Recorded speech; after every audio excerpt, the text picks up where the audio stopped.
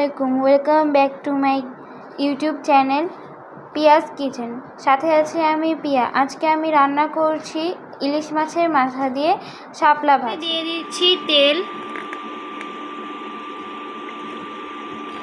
এখন দিয়ে দিচ্ছি ইলিশ মাছের মাথা।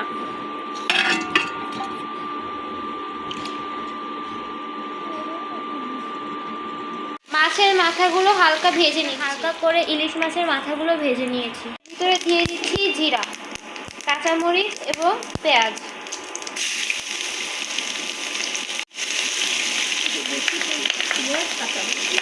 কাঁচামরিচ এবং পেঁয়াজের পরিমাণটা একটু বেশি দিবেন।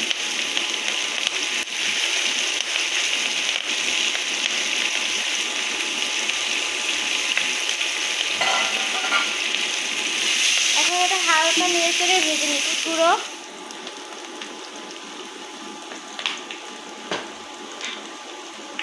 এবং লবণ।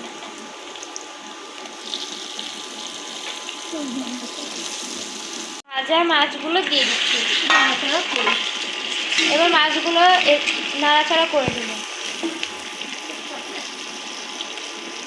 এরপর শাপলাগুলো দিয়ে দিব।